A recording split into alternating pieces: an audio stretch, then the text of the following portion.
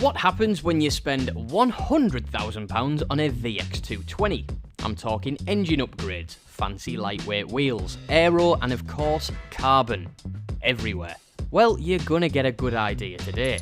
This is Alex, and his VX220 is, in my opinion, the best one in the country. Anyone can throw money at a car, but you've got to have a little bit about you to make everything work together. And well, this little silver slingshot doesn't just look the part, it can bloody shift as well. This car would not exist if Lotus didn't need some dosh back in the late 90s. And for the last 25 years, these cars haven't just shared a lot of DNA with one another, but a fanatical fan base as well that are constantly moving with the times to improve what was already a great recipe for driving. Small, stiff and lightweight. It's kind of how my wife describes me. Anyway, enough of the waffling, go grab yourself a cuppa, get sat down, and let's get into it.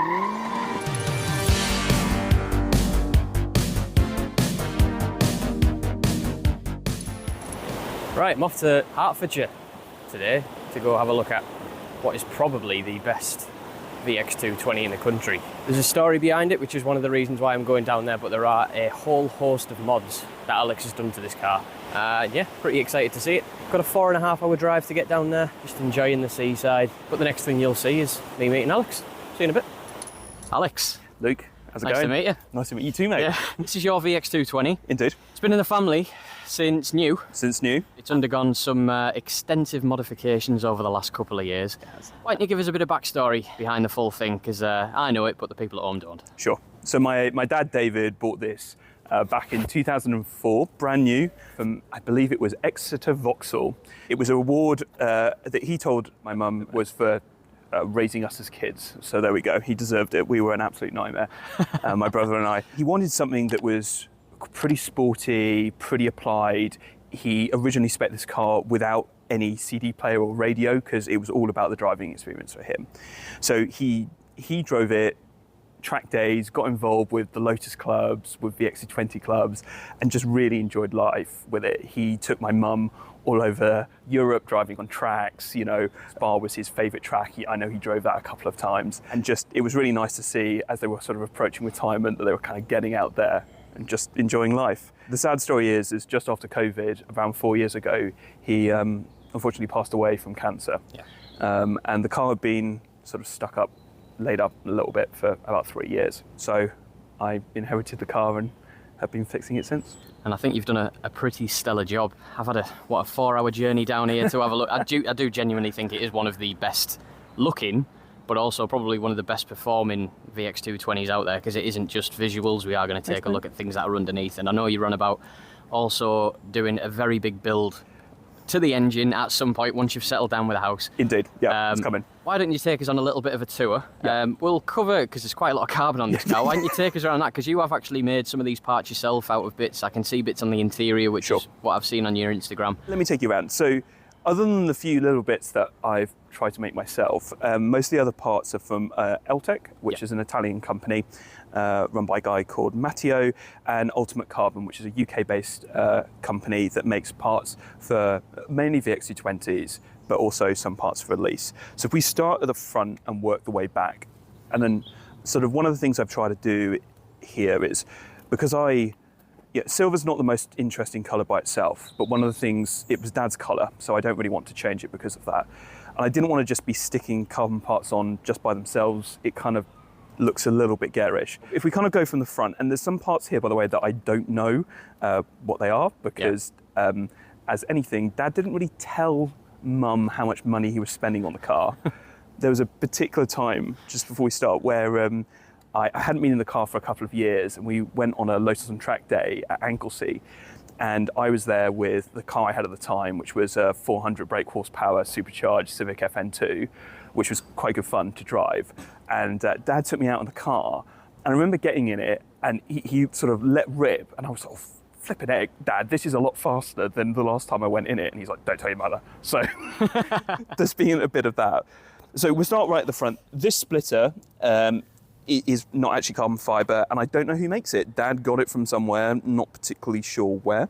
This grille is a replacement. The Vauxhall grille on this is a little bit too much of an advertising sort of spiel, I think, with the VX. So and some VX owners don't like that I've defaced the car, but you know. These down here used to be our spotlights, but they've been replaced for functional brake coolers. So behind there are ducts that lead directly into brackets we've made behind the big brakes, which we'll come on to in a minute. These are carbon fibre canards. These ones came from 𝙁𝘼𝘾𝙀𝘽𝙊𝙆 in Italy as well. Bit of a nightmare to fit these ones. We had to cut them to shape. You're also mentioning that they do a sort of replacement for like the light holders in there, which they do, yeah. So which is something that I didn't know about, but if you have one and you've binned it, like my S2 was, they're probably the guys to go to.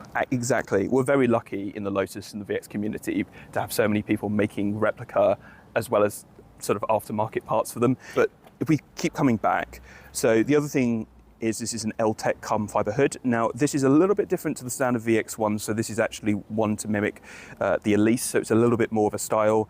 The way the standard VX ones would be is they just had more of a mesh directly over the top. Yeah. The reason for swapping is, you know, in theory there's some aerodynamic benefits to that. The air is slightly cleaner out of the top radiator.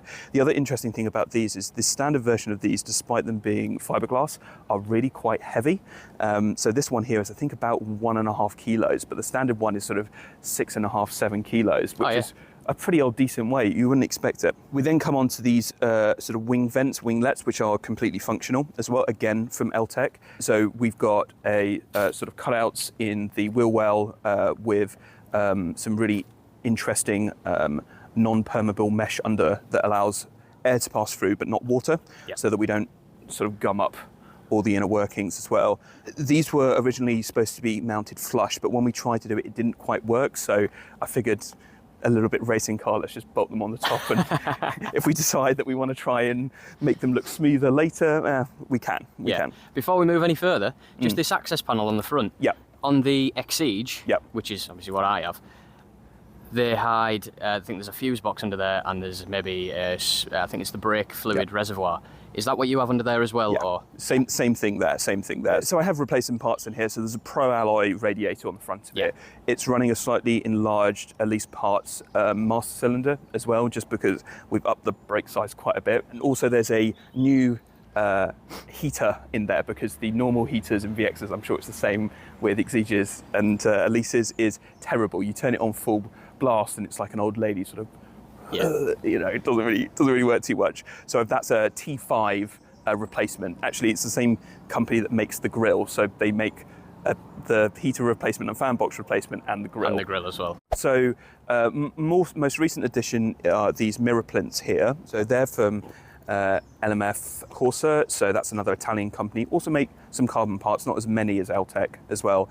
The reason for purchasing these is just, again, I bought an aerodynamic book from a guy called 𝙁𝘆𝙁𝘾𝙀𝘽𝙊𝙆 from watching his YouTube channels, and in one of them he actually is testing, one of his listeners is testing aerodynamic stuff on VXs. So I bought his book, and according, you know, we haven't tested a huge amount of it, but having those gaps between the mirror, it kind of encourages a little bit more of attached flow down the side of the car. They're the same as the ones that I have on my car. Ah, yes. And these are the parts that I actually wanted to upgrade, because you can get the, I think it's the GRP ones, where it's like an aluminium or titanium stalk that come out. Yes, yeah. I don't really think it suits our car, if you know what I mean. I think it suits the more modern looking cars, but those look amazing. Look cracking, yeah. And actually, for in comparison to the standard ones, which were just square, it actually gives the car quite a lot more of a modern presence. So an absolute nightmare to fit. So if you've got a VX220 and you're like, oh, those look really cool, I'll fit them, just be prepared that they don't fit as stock. You have to cut them, and whoever designed the mounting brackets on these doors is a muppet, right? There are 3 bolts in there. You will drop one of them. They will go to the inside of the door, and you will have to disassemble the entire door to get them out. So pre-warned, right? Coming down to the side, so there is the smallest part of carbon fibre here, which is actually carbon fibre door handles. There you go. They're lovely. So those are by 𝙁𝘼𝘾, and then you've got these ultimate carbon turbo ears. So on the VX220 turbos, they always had these turbo ears. These ones are just in carbon, half painted again. Designed this decal down the side of it just to try and break up the silver. Had a local company print this up for me. Designed the whole thing on an outdated version of Photoshop, so I'm glad it came out as good as it did. What about the skirt itself? The skirt, so the skirt is an aluminium skirt, again from Ultimate Carbon as well. there's technically a bit of functionality in there as well. I think it also looks kind of good, so let's say it's mainly aesthetical. Then we probably come back to the rear. So probably one of the rarest parts on it is this rear carbon fiber hood. These were originally made, I believe, by 𝙁𝘼𝙾𝙀𝘽𝙊𝙆 Motorsport many years ago, and we think that there was probably only 3 made in carbon fiber, versus there were quite a few more made, I think, in sort of GRP fiberglass as well, but still quite rare. Most VX owners, if they're going to go serious, do sort of like a conversion whereby they sort of slope the roof, so they change it so the back of it looks a little bit more like an 𝙁𝘼𝙊𝙆 as well. Functionally for cooling, that's also probably a little bit better. You can also run a roof scoop as well, which gives it a little bit more air, which is great. But this was Dad's find. The only thing I've done to it really is to half paint it again, just so that it looked a little bit more stock. So would that have been full exposed carbon before? Full exposed carbon. And when I got the car, and I can send you some photos originally just to compare it back, it looked kind of odd because the only real carbon fiber part that it had on was that hood. So it just looked a bit funny. So painting it actually made it look quite a bit nicer. And then you've got some more painted carbon fiber. More painted carbon fiber. So this is an 𝙁𝘼𝘾 ducktail rear spoiler as well. I think works quite well. We've left the top painted and the bottom exposed carbon fiber. And then onto the rear here, so we've cut speed holes into the bottom here. So this hole here is standard and is on all VX220s. These ones we've made ourselves. Really? Yeah. They do look like they come standard, yeah? And I was a bit dubious about how they would look when they came out, but they came out really well. They have, so again, a little bit aesthetical. Technically, from an aerodynamics perspective, we're effectively helping some of the rear wake as well by sort of disrupting that. Again, I haven't tested it, but you know, every little helps. And then finally down here, we've got, again, ultimate carbon aluminium rear diffuser. I might actually swap this one out at some point. So a good friend of mine, Chris, that runs Type 116 Motorsport, makes some really impressive parts, including, excuse me, a really impressive rear diffuser that he's tested and is functional. And then I think the only other thing we're missing here is at some point we'll put a nice big wing on the back of it. Trying to do so without losing the boot space, because as you know from your own ownership, it's precious. There's not a lot in there yet. Again, there's some parts in here that I've added and some that were added by Dad. So these seats, I'm not entirely sure what they are. I've seen them in a number of Lotuses. I think they're carbon fiber backed, much lighter, much nicer. The only thing I've done is change these things to silver so that the entire interior wasn't just black. They do feel a lot comfier. They are actually quite comfy. So we were chatting earlier, right? And like we've, my other half and I have taken this to Italy and to Switzerland and France. So we've been in this car quite a lot, and actually they're surprisingly comfortable. Don't mind putting the miles on them, yeah. For something that we're sat on the floor on, which is always kind of interesting. We'll kind of come this way up. So then we've got a carbon fiber center console. That was from Ultimate Carbon as well. I've tried to break up, much like the rest of the car, just one colour, so adding a few silver details as I'm going through, and then just the obligatory carbon fibre handbrake cover and gear stick. Has to be done. There's a carbon fibre tunnel again below there, that's from Ultimate Carbon, and then the gauge pod, which is from 𝙁𝘼𝘾, so that we've actually recently installed that with these AEM gauges. When we do the engine build, obviously we're going to have much greater control. The standard VX220 ECU from Vauxhall doesn't have a huge amount of control and sensors in it, so we actually had to retrofit oil temperature and pressure sensors in, because the only oil sensor that's in the ZLET standard is basically a low oil sensor, which only gives you a 1 or a 0. It's either low or it's not. So we put those in and put changed the boost gauge at the top as well, and just fitted that into the dash. Just to keep a bit of an eye on. How large is your wheel? That is a standard question for Lotus owners. Have you gone super small? Have you not? I'm not entirely sure how big this is. It looks like it could be either 300 or 280. It's a very small one, isn't it? I think it might. I was, as you were asking the question, I thought it was 300 something. So 300 is probably right. So I bought that from Elise Parts. So that's just a Momo steering wheel with some carbon fibre details, a removable boss to take it off when it's parked. We've got then an Ultimate Carbon cowling around the steering wheel, and then we changed the standard Vauxhall indicators to these slightly nicer brushed aluminium ones. Then the only real remaining parts in here are, again, Ultimate Carbon door cards, and again, just trying to add some silver details to those. We also have harnesses in here, so there's a harness bar located just behind there, so there's harnesses on this side. Yeah. Unbelievably, we can still actually get the soft top in the space behind there, so there's a little bit of a gap behind there, which is nice because it means when we're traveling, we can use the boot for... That's what I've just noticed there, storage. yeah. So in the, I don't know if you've ever seen inside one of the 𝙁𝘼𝙊𝙆s, there's actually quite a decent gap behind there, so you could probably fit the harness bar no problem, and the soft top, whereas in these it is a lot tighter. It's really tight. Yeah. And the only other thing down there is some speakers. So when, as I said, when Dad spec'd this car, he didn't have any speakers. Yeah. I like a little bit of music, especially on those long journeys, so I have elected to use a boat Bluetooth unit just wired directly into that. So that was an 80 quid Amazon job, and it's worked well. If we go back outside of the car, I'm a very big fan of silver on silver. And they look absolutely mega. And obviously I can see behind them you've got AP racing brakes as well. So why don't you take us around that setup as well, Alex? So one of the last big bits of work that we did before we get to engine right is we basically went through the suspension and brakes and changed everything. Absolutely everything. So it was a really big project, which includes wheels, tyres, suspension, brakes, lines, everything. Probably the best thing to do before you stick a load more power in it. And we'll come on to talking about power in this form anyway, because it's still a little bit scary in this. So the first thing you notice are these Motec wheels. So I ordered this from a company in Germany as well. I thought they looked really nice, really complemented the car. I did see something quite similar on another VX and thought, that's a bit of me. And they're quite light as well. So we were looking at like forged wheels as well, but actually forged wheels over these, and don't ask me why, but we're only saving like 1.5 kilos on each wheel.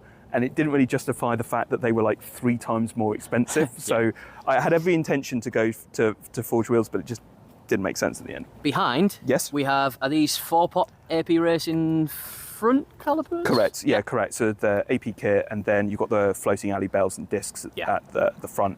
I think disc size is about 320 millimeters in the end as well. So sitting behind that, the bits you can't see as well, we're very lucky in the Lotus community to be supported by great sort of reproduction companies. So Elise Parts has really helped me out on many of these parts. So the uprights that sit behind them, and I'll send you some photos to flash on the screen now, they're all billet aluminium single piece as well. So, and what they do is they allow us, when we drop the car down, so obviously when you lower a car, the wheels sort of camber in quite a bit.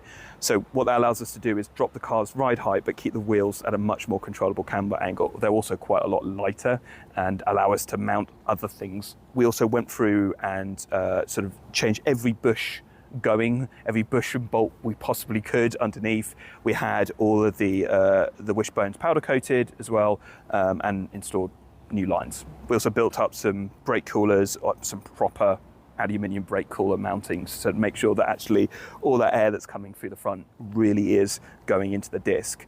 And in time, that will allow us, we'll do more aero parts to this, and probably underneath the car, we'll probably start diverting air away from the front wheel wells, because we don't really need it in there. So the vents at the top allow us to take some of that air out, that sort of plastic bag drag effect.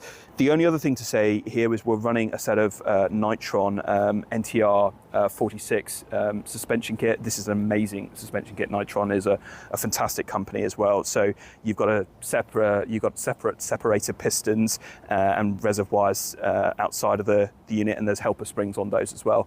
We actually changed the spring ratio, because when actually they came, they were so hard, you could stand on the sills of the car and jump up and down, and the thing would just bounce on the tyres. So we did, again, contact Nitron, change the spring rates, and again, because Nitron are a great company, they don't bend you over when you do that. You know, the suspension kit's really expensive, but I think we got the replacement springs for, it's like 200-300 quid, which on an expensive unit is actually pretty good.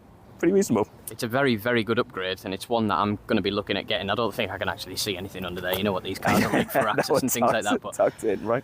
As for aero, there is a pretty out there YouTuber who might race around the Nürburgring who does a lot of things with his Vulcan Alpha VX220. So, Misha, if you're watching, get in touch with Alex. You might notice that Alex is actually very good on camera. He's better than I am. He's got his own YouTube channel. So if you want to see this car in a lot more detail than what we've covered today, the full build process pretty much is entirely on there, isn't it? So there's obviously things that his dad had done to this car which isn't on there, but everything going forward is going to be on there. So if you want to have a look at the engine build that he's going to be doing in the next couple of years.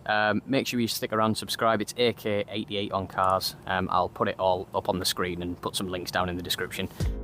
So I mentioned there that Alex will be undertaking an engine rebuild to give this little VX220 a silly amount of power. However, in its current form, it's still far from standard. Alex's late father had already lashed a few tasty upgrades on the car back when he owned it, so I'll hand it back over to Alex now, so he can run you through everything.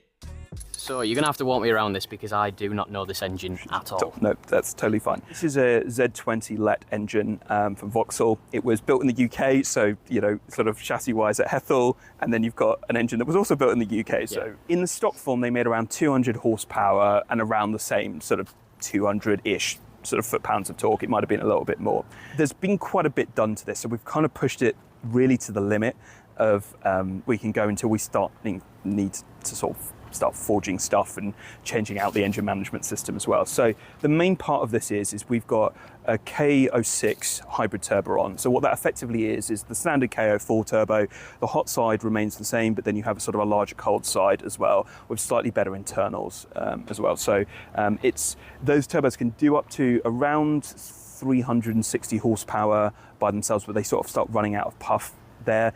At that kind of level, they kind of start paling in comparison to the performance of Garrett turbos that just seem to perform better. So we will be going to Garrett. It's running around 300 brake horsepower at the wheels and about the same in torque. So it's making about probably 330 at the crank. That's pretty much the limit of the rods as well. We've also had to put a relatively conservative map to prevent torque spikes going so much that we start sending stuff through the roof. So it's done 10,000 miles on this, quite a bit of track driving, so I'm pretty confident that it's fine, but I'm looking forward to getting it forged so that my confidence level can be maximised. So we've got a Pro Alloy charge cooler kit as well, so that helps us keep the inlet temperatures down. That basically means that replacing the standard intercooler, which is on the driver's side, with the charge cooler, and there's another charge cooled radiator right at the front. We have an uprated inlet manifold, and we've got an LSD in it as well. So the LSD was one of the first things that I did.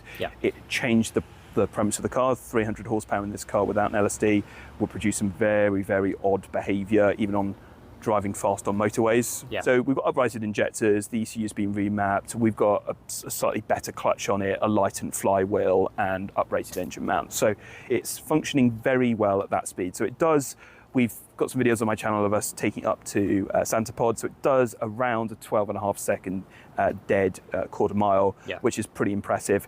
You can feel that its traction off the line is immense. It's starting to run out of puff, you know, at the top end, you know. Yeah, it's typical for these things, isn't it? So, guessing, is it a Quaife LSD? Quaife LSD, yeah, Quaife LSD. Again, look, I don't know if you agree with this, but like engine mounts, LSD, and uprated clutch are like three of the most underrated mods to an engine you can get. They don't add to power, but they just improve that drivability and that confidence so much. In something like this, where obviously it's as light as it is, you need as much traction as possible. So it's really, especially as a mid-engine, and we've obviously got an aftermarket exhaust on there as well. So it's currently set up a little bit for track, so it's not as, it's quite tame, you know. And Luke, you'll know this from Lotus, you know, like unless you're going full chat, though, you know, if it's just an idle, it doesn't sound the best, that you can hear the rattles of the car more than anything else. But like the plus point is we can take it on any track and not get noise limit over. That's it, yeah. Even standard S3 Exeges have that problem from factory. Sure. 103 decibels, I think they produce, and our local track's 96. So yeah, it's a real hassle. To have those stupid antlers sticking out the back. Other than that, it's just uprated radiator. There's a slightly modified air box, so on the passenger side, that's where the cold side intake for the turbo is located. There's probably a few other bits that, again, I don't know. And when this was, Dad did most of that engine work. I've done the LSD and some of the inlet manifolds around that, but it was in this spec when I was like, holy Christ, Dad, what have you done to this thing? It's really ripping.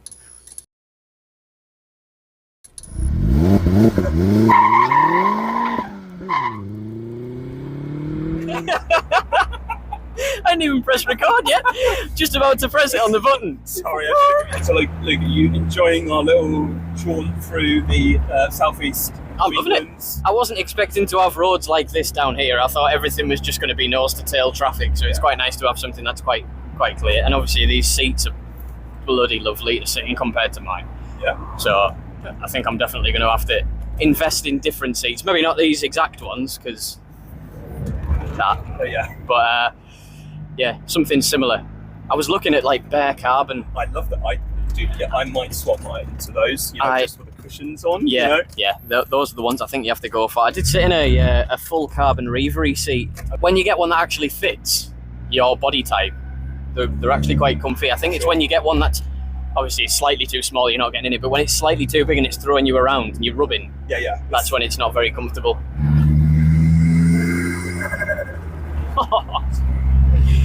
You can actually hear it at this speed. You couldn't hear it earlier on. It's right behind your ear as well, because that's where the inlet is. You want to give it a...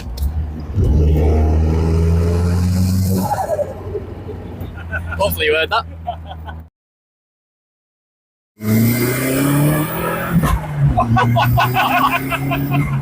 Yes,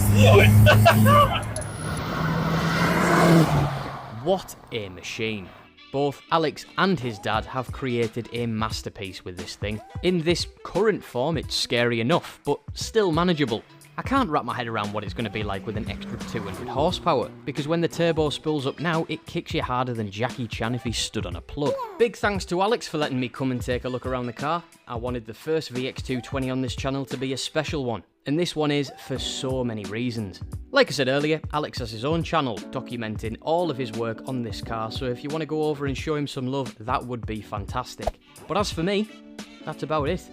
Remember to do all of that good stuff, drop the video a like if you enjoyed it, let us know what your favourite part of the car is down in the comments, and stick around and subscribe to see more Lotus related content in the very near future. The next feature will be out in a few weeks' time, and it is something a little bit different. Bonjour. Anyway, thanks for watching, I've been Lookship, and I'll see you in the next one. Bye!